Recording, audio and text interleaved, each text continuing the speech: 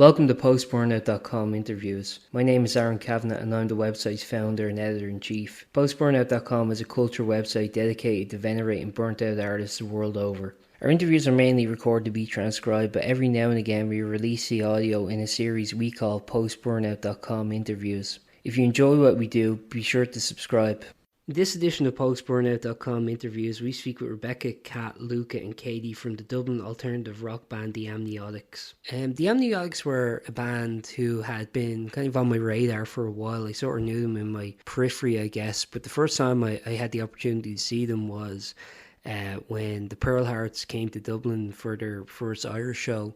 The Amniotics, along with Trophy Wife, were the support acts for the night. I really enjoyed the Amniotics set, but really what kind of stood out for me was when they did a cover of Gloria by Patti Smith, and I love Gloria and I love Patti Smith, so I was like, okay, this is a band I really need to pay attention to. Then I listened to their song Boomerang, which if you haven't heard it is really great. I really enjoyed it. So cut forward a couple of months later, they're announcing their new single HMPB, which is out today. And I just got in contact. I said, hey, I love the band. Would you be interested in talking? They're very gracious. They said yes. They gave me a lot of time to talk with them. And you're about to hear the result of that now. Oh, hi. Hi, how are you? Turn it up. Hello. Hi. Nice to meet you guys. Nice to meet you too. The first question I was just going to ask quite simply out of the gate is just, how did you guys kind of meet and kind of what was the sort of impetus, I guess, of starting the band? It's a long story, and our bassist still isn't here. She's okay. She's joining now. Oh, fuck. Hey, Katie! Ruth. I'll just wait until she's here. Sorry, I'm being really difficult, but I like to make sure everybody's included. No worries. Katie, put your camera on. I'm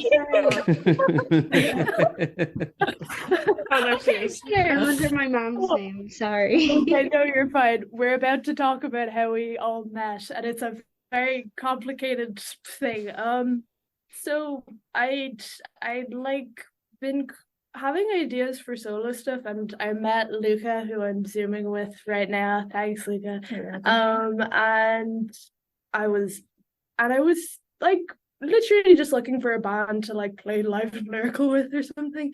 But I remember we had an audition. Do you remember that assessment? It was like hyper reality. Mm-hmm. Yeah. And I think Loeka was ahead of me because I was last on the list, so I watched everybody perform.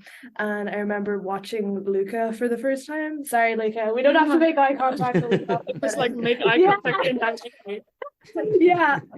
And being like, oh my gosh, I really want to start a band with Loeka, just being kind of like overwhelmed, like, oh my gosh, And we had two other girls in the band at one point, Jodie and Emma. They're lovely, but like it just didn't click the same way.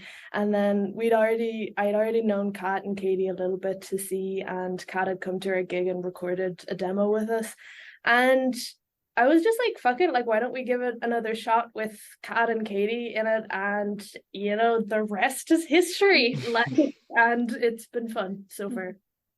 Yeah, I mean, when would that have been around? Because I believe, like, at least since I've been aware of you, it's been about in the past year or so. So how long have you actually been working together?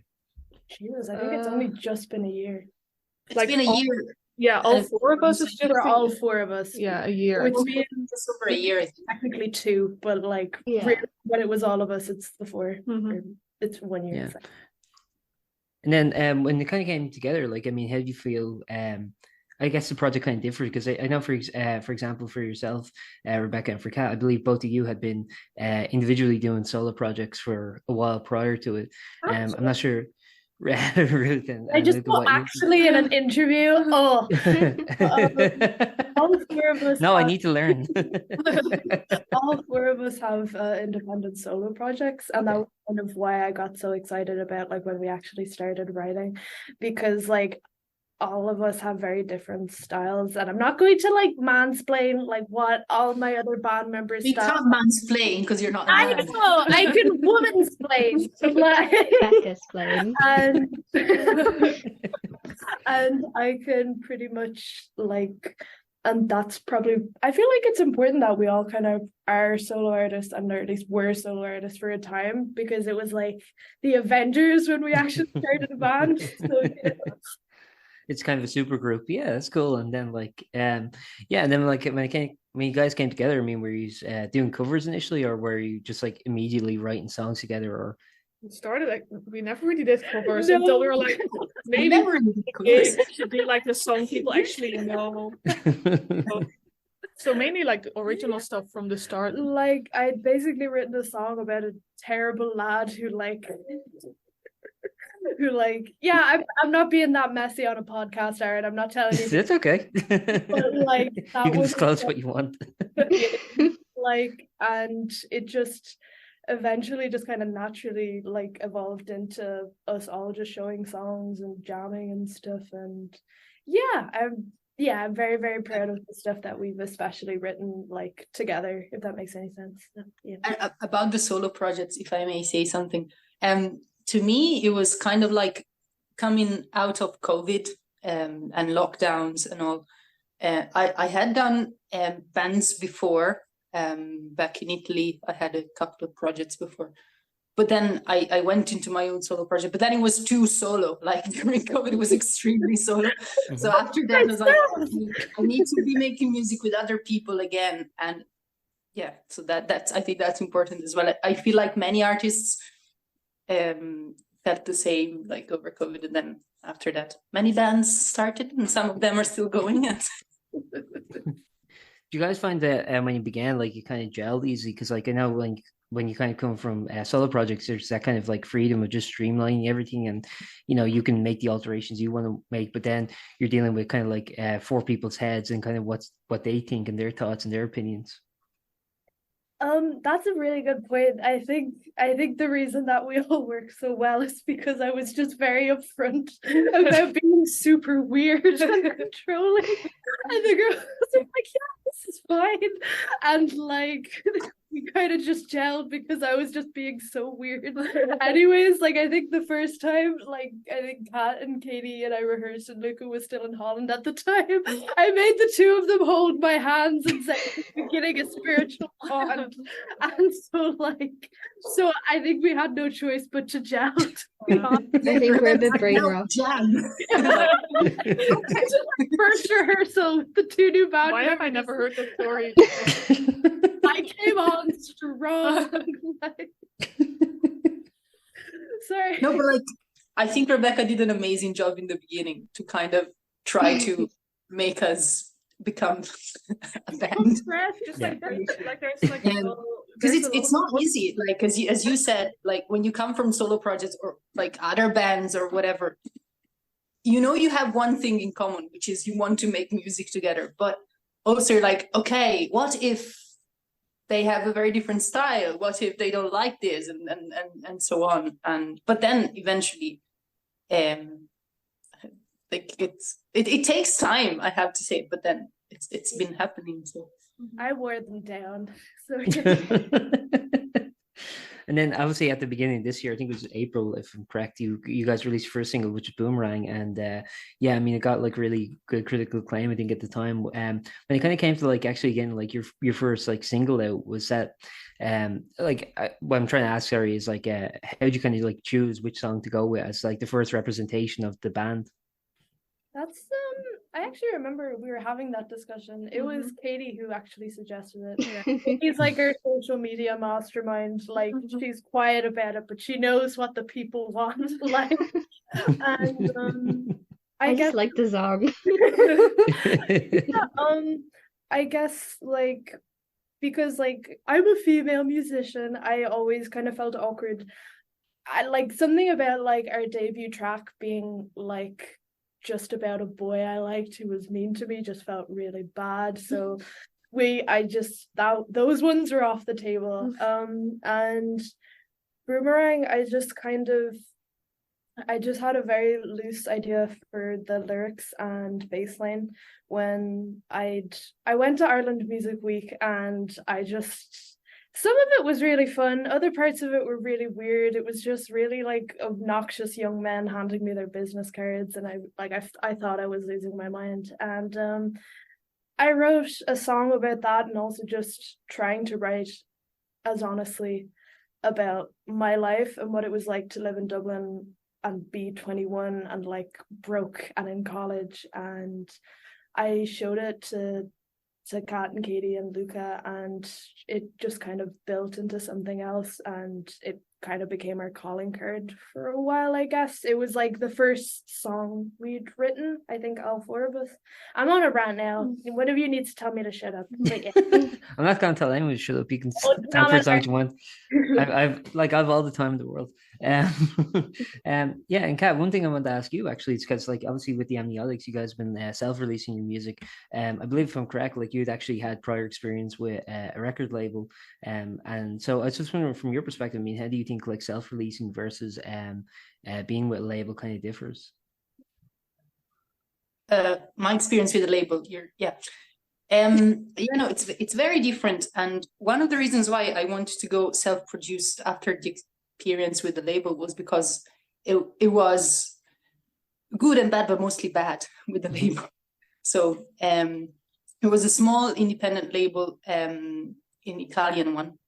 So it looked all good in the beginning, and I was going to record 4 songs for my EP, which I did, and the recording went very well.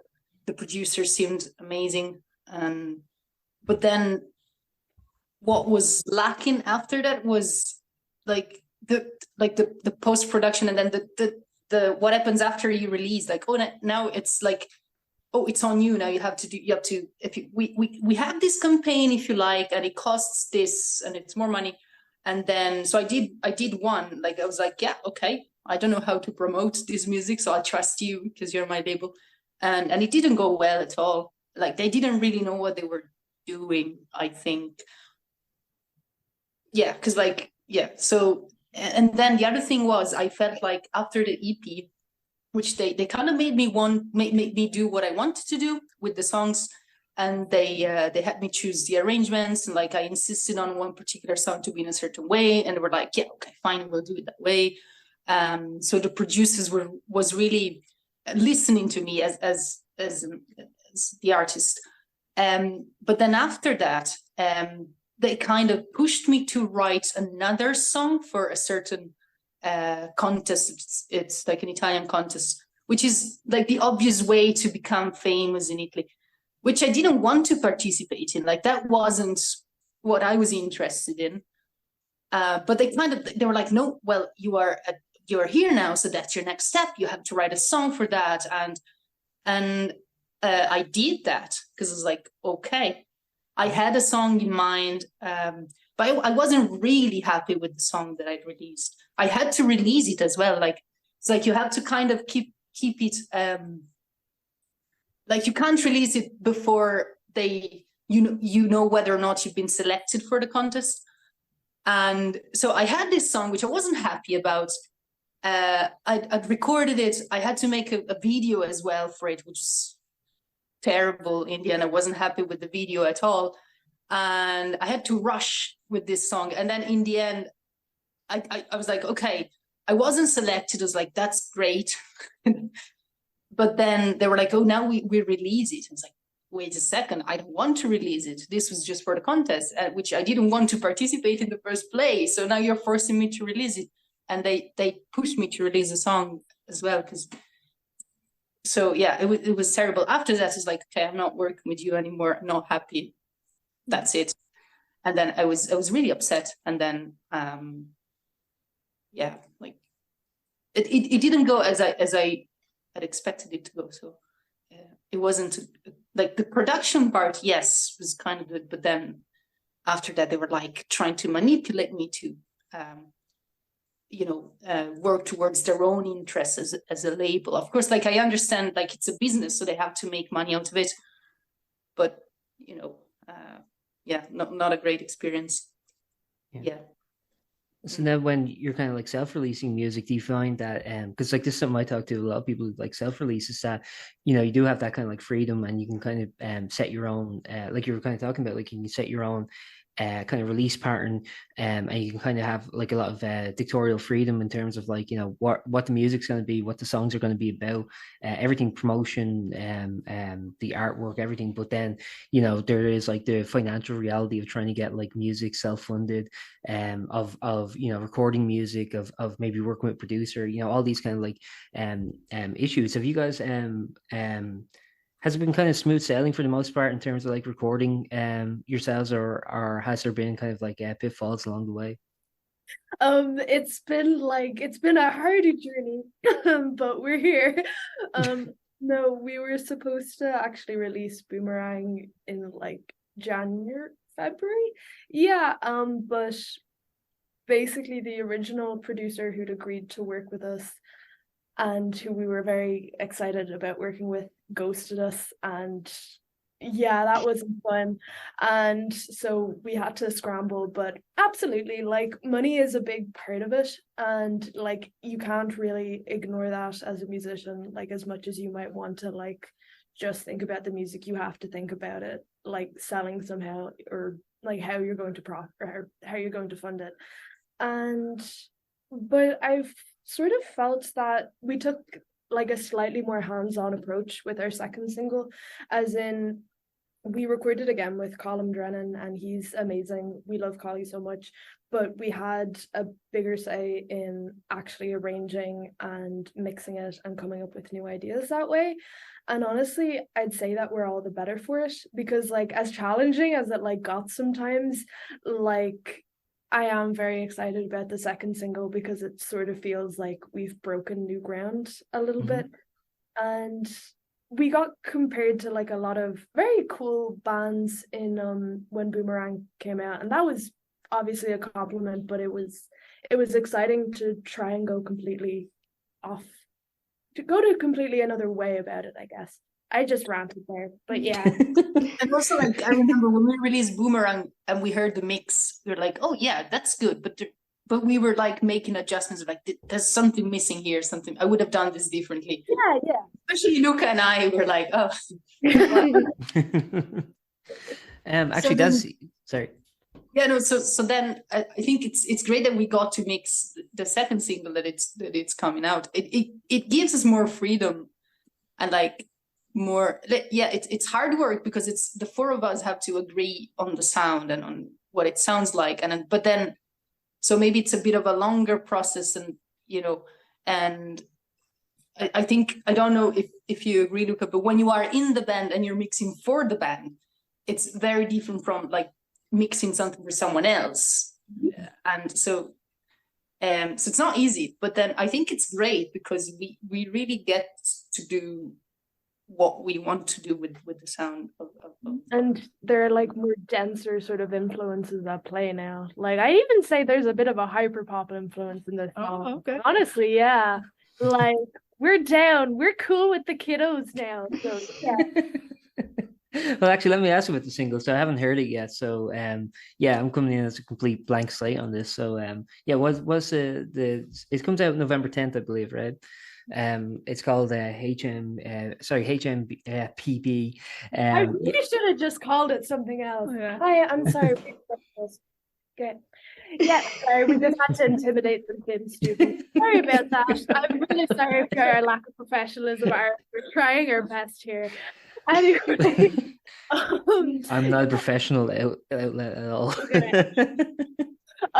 Yeah, so I kind of wrote it just as the band had started taking off. Like, do you remember that? Like in like January-ish when it actually was like, oh my God, we're booked for like 2 gigs a month for the next 4 months straight. And like people were starting to ask like, when's your music? And like people were actually like repeatedly coming to our gigs, which is amazing. And but I'd stopped feeling like I'm just a dumb school kid who like plays gigs on school nights. I'm actually somebody who needs to get her shit together, because I'd basically just been living in chaos for like quite a while. And I wrote the song, the bones of it, about like a boy, but it's more about me just trying to realize that like I needed to grow up and that I was out of my depth. Like, actually, I think we can bring this up because this isn't technically radio.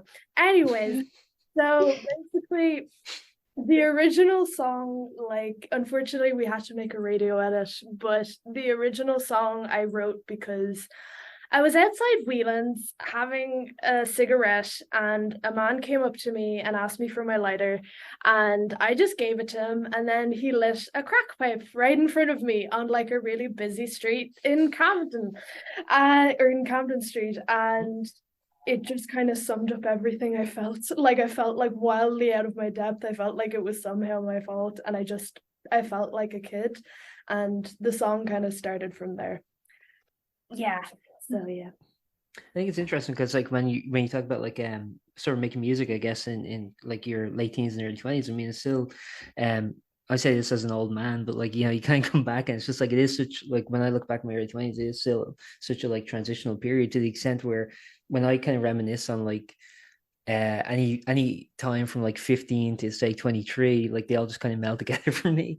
So I think it's like it's an interesting thing to kind of document this kind of like coming of age period of your life in a lot of ways. You ever kind of like wonder when you kind of like listen back in 10 years or so, like, you know, you'll be like, oh, that was a time capsule from that, or do you think it will still kind of resonate? I guess you can't really answer without thinking hypothetically.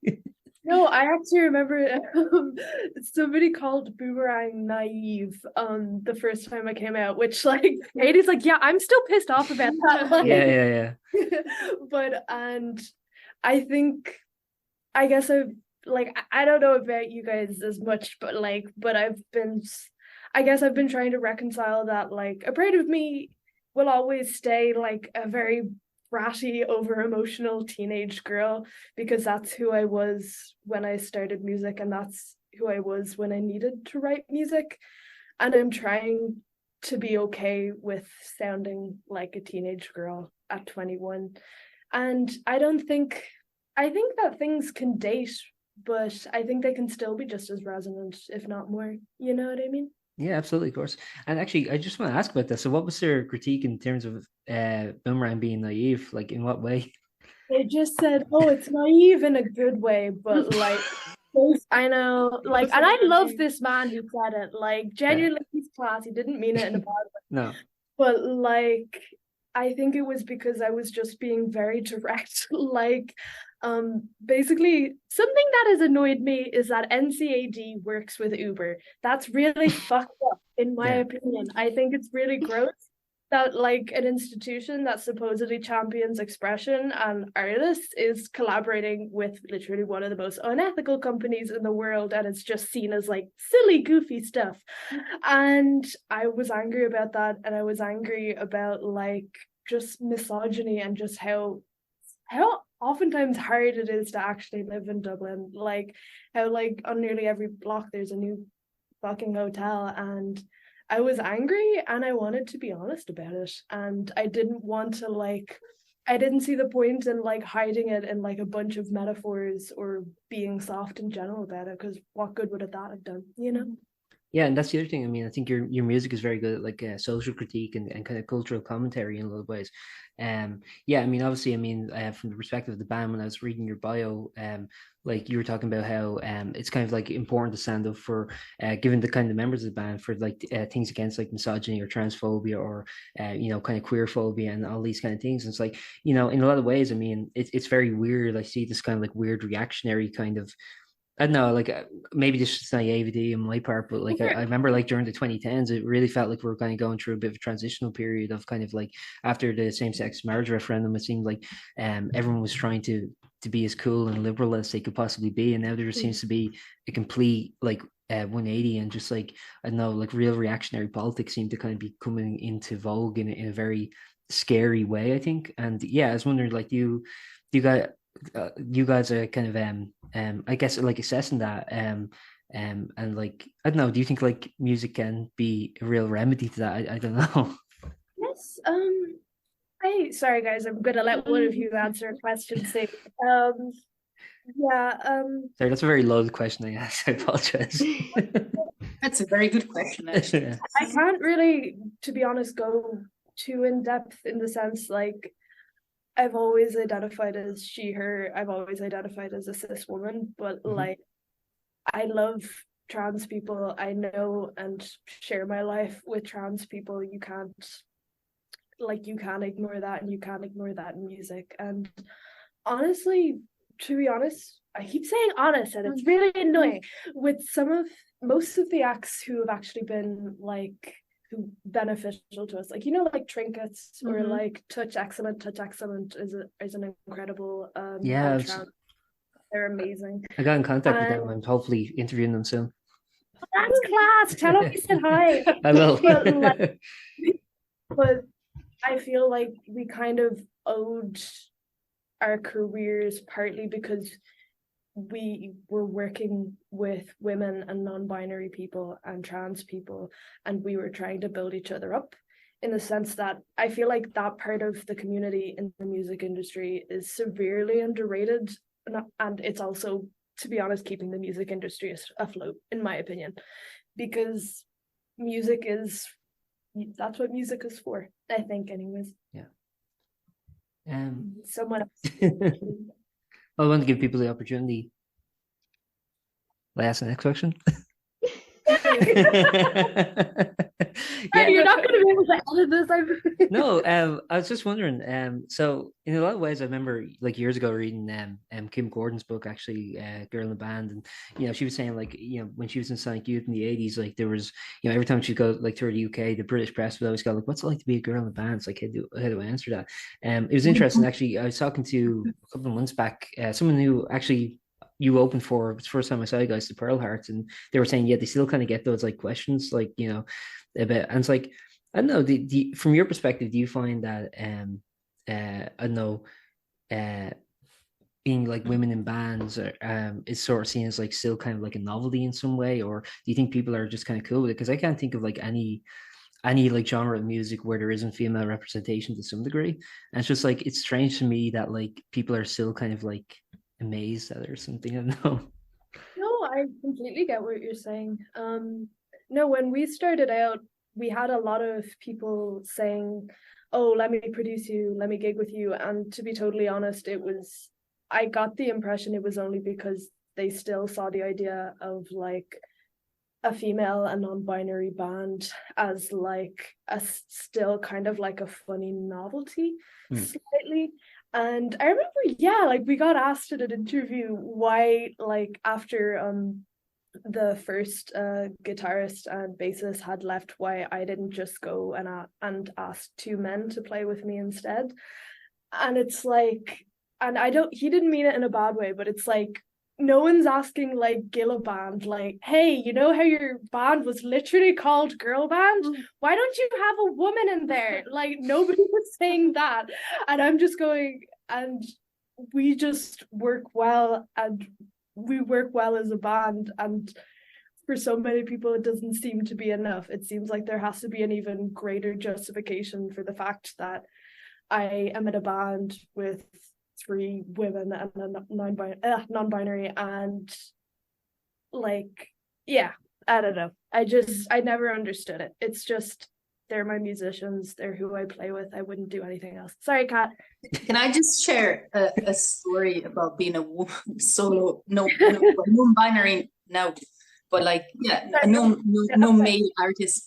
While I was doing the video for back in Italy, like with the label, and I was meant to like, I didn't have a clear idea what the video should be like, but I was just like, I'm just gonna walk around and sing the song. We drove to different locations by a lake and like something very simple, and I was playing the guitar and singing just like that. And at some point we went to this big house with a pool. It was like, again, the producer showing off like, "Oh yeah, we're gonna go there." Like, yeah, okay, cool. And then so it was a producer and a videographer, also a non-female person, and at some point the producer looked at the pool and was like, "Why don't you go in?" I was wearing something white. "Why don't you go in and just go for a swim and then come out to the pool?" I was like, "I'm not gonna do that. I don't want this to be in the video, and I don't feel comfortable doing that." Now, what I think is, if I had been a man, he wouldn't have asked that, like and he was never, disrespectful in any way, but he did try to objectify me there. Like he did try to say, okay, yeah, why don't you go in there and, and then come out and we'll put that in the video. It's like, no, that's not me. Sorry. I'm not going to do that. So that's what I'm saying. And this happened in 2017. So not so long ago, but still. And again, it was in Italy. But yeah, we're talking, quite like, it's an independent label, but it's from basically they work with a major, but they are their own branch for new artists, but they're like connected with a major, which I'm not going to mention, but anyway. So yeah, and that was really disappointing. Back then I didn't really think about it, but looking back, it's one of the things that makes me angry about, being treated like that, as like, what, do I have to go in a pool and come out of a pool do you need that in my music video because I'm not a man? So the music video is actually is cool because, that's what, that's what's expected, like from a woman to, I was like, that's disgusting. Really, it really is if you think about it. Yeah. But back then I didn't really realize. It's like, no, I'm not going to do that. Then I thought about it afterwards. But again, and then I have to say also, as a, like, it's really hard to be taken seriously sometimes as an artist, but also as a music, as a say, for example, you want to do sound for a band, or you want to mix for a band. Like, it's I don't know. I think it's quite hard to get in the scene if you're not a man. Still, I don't know if I'm completely right, but like, I don't know what's your perception, girls. It still kind of feels like a bit of a boys' club sometimes, honestly. Like, and we're in BIMM, and like we all basically loosely met through BIMM, but the boys' club thing still 100% exists, and like, it was just part of the reason that I wanted to fight against that, I guess. But in my course that I did in BIMM, it was music production. I think we were 3 non-male people, and the rest was all male. And I'm not going to mention any names or anyone in particular, but like sometimes in class, in small groups, we'd feel like left out from, certain activities, certain things. Like they were like, okay, now work in pairs and do this and that. Like I'm not saying everybody's like that, but like sometimes I felt awkward, like trying to work with a fellow male music producer, because they were like, oh, I'm obviously right. Yeah. Okay. Don't you question yourself, like, ever? Yeah. I need to just use that as a phrase now. Do you have a question for that? Question yourself. And again, it's not everyone, but many people still think like that, unfortunately. Yeah, it's like it's a perspective that I guess I just can't, like, I don't have, because like again, like I'm a cis guy, so it's like I don't know, but I'm very interested in like kind of like again, I was interviewing the band Dream Now, so we're like a London queer band about a week or two ago, and it was kind of like interesting because their album was coming out just like a week after like the Tory government in the UK were kind of like scapegoating trans people for like their failures with the NHS, and it's like, I don't know, it seems like in a weird way it's kind of a scary time to be like trans or queer, because it seems like everyone's just like accepted. It's like, it seems like acceptable to kind of like shit on you, or to kind of like even question your existence and all this like stuff. And I do think it's important for, I think like outlets like myself, or just anyone who has a voice, to just kind of like try and like push back against that, or like for cis people to also get involved and sort of go like, okay, like we have to kind of like stand in like solidarity, you know what I mean? And I think like that's something that I think it still kind of like shows the importance of queer art in a way, and to say like, okay, we're still here, and we're not like, going away. Is how you feel? Or yeah, absolutely. Yeah, sorry, no, I'm just like, yeah, Sorry, I'm absolutely. probably loading like a lot in these questions. I apologize. Well, one thing I wanted to ask actually, this is kind of like a bit of a tangent, I guess, but like, when I kind of like first saw your band, the thing that kind of like really won me over when I need to talk to this band was when you did a cover of Gloria by Patti Smith. Patti Smith was like a very significant artist for me when I was like 16, 17, 18. I was kind of like, at that point, I was just listening to like shouty, obnoxious punk rock. And then like, kind of listening to her, she was like really kind of a transitional artist for me in terms of like it broadened my horizons and kind of like I don't know, just trying new things. I was wondering for you guys, like how do you kind of like when it comes to doing covers, how do you kind of choose which artists to cover? And also what do you guys think is the utility of doing covers? Because like I speak to a lot of artists nowadays and they kind of have like, this is just probably me reading into it too much, but like it seems like implicitly there's kind of like a sense of pride. I mean, like we don't do covers, we only do originals. I was wondering from your perspective, I mean, what do you guys think is the utility of covers as well? No, I think if a song is good and if we like the song, why shouldn't we cover it? Like, which, Katie, did you want to say something?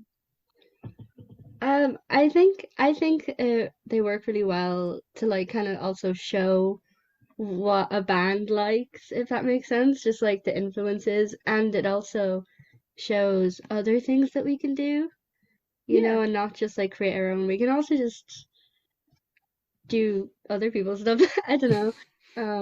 It was Kat's idea, actually. Kat came to us with Gloria, and it just, like, obviously with like Kat at the helm of it, it's basically become one of our signature songs solely because of the ideas that Kat had with it, I think, and what we eventually ended up adding.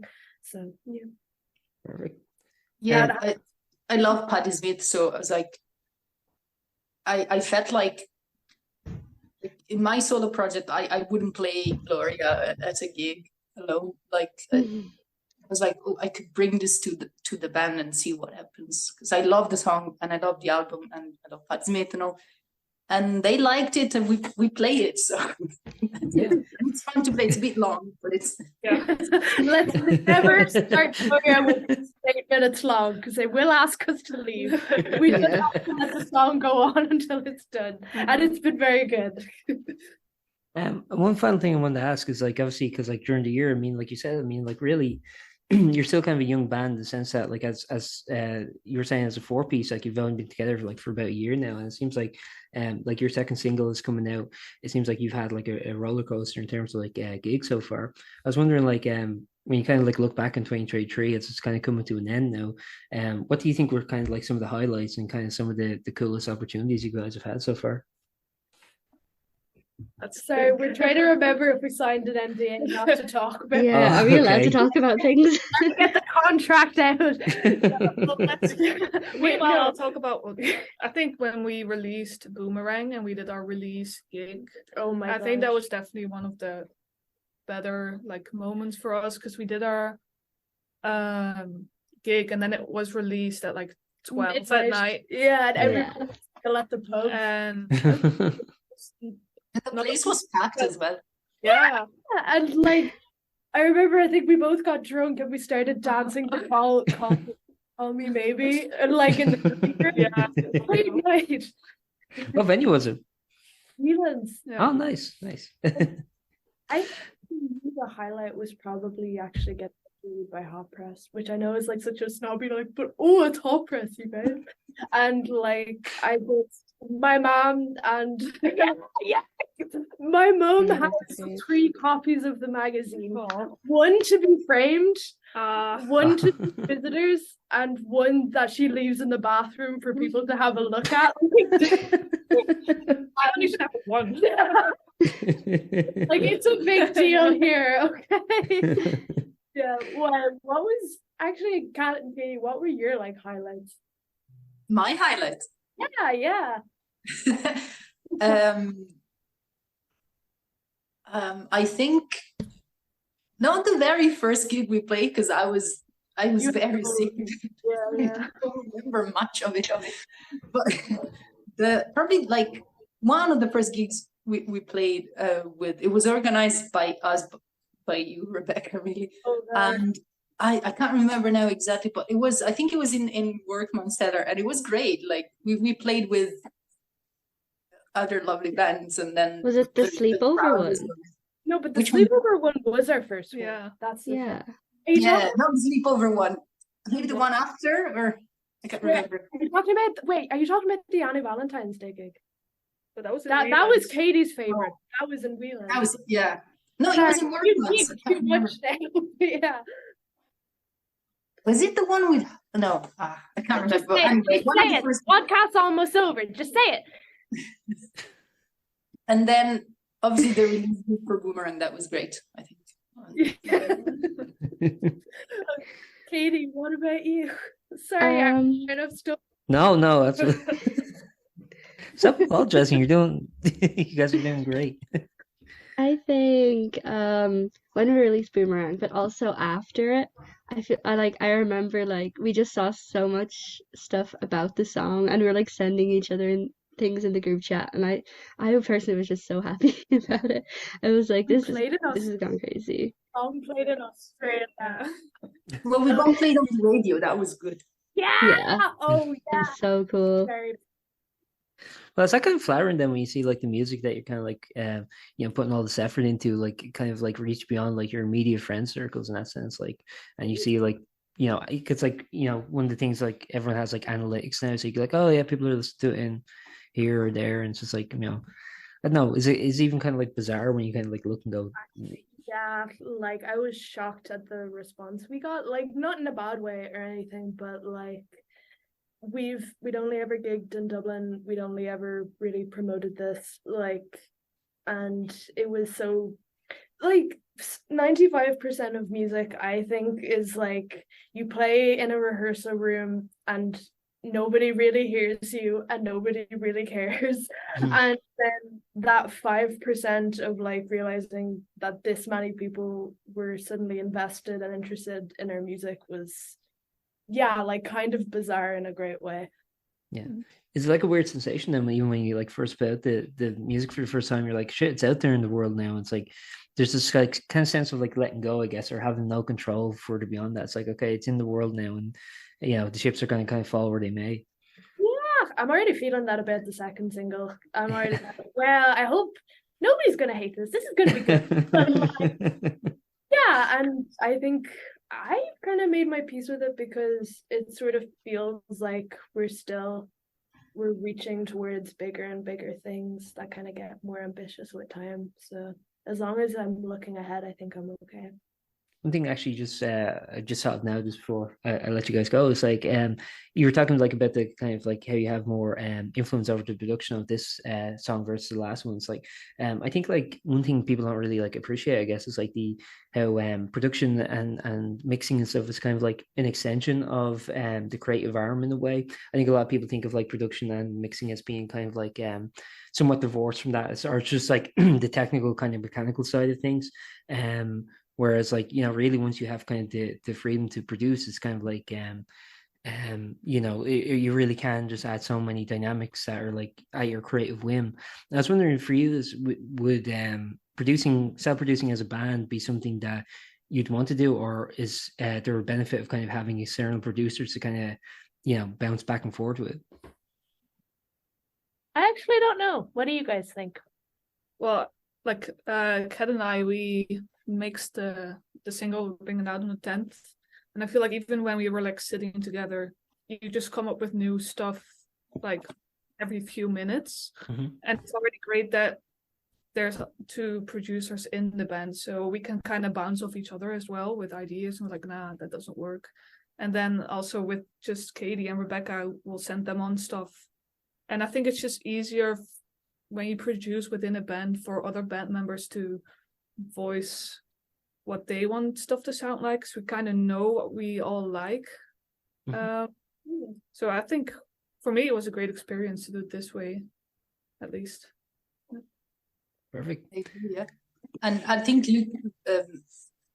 looking to the future, we might try and just self-produce, like book studio record with our own miking techniques and all, and then mix it, and might try that. We're very slowly working towards an EP, and the intention is for it to be as like not even just to see it as like a cutting corners thing, but as in we want this to reflect ourselves and our own musicality as much as possible, really. And that's what we hope to do with the EP. Perfect. I look forward to hearing that, and hopefully we get to talk again when that comes out. I've had a lot of fun talking with you guys. Is there anything you'd like to add before we wrap up, or NDAs, permitting? I'm sorry if I talk too much, but yeah. No. Well, all right, don't keep that in. Put that in post. Thanks very much for your time, guys. Thanks. It was Thanks, very nice. Robert. Thank you. And Thank you so best of much. luck with everything coming forward. Thank you. I will actually send on the single to you. I forgot to do that. Perfect. Thank you very much. Bye, Aaron. Take Bye. care. Bye, Take care. guys. Thank you. Thank you for listening to that episode of Post-Burnout.com interviews. We hope you enjoyed, and stay tuned for more.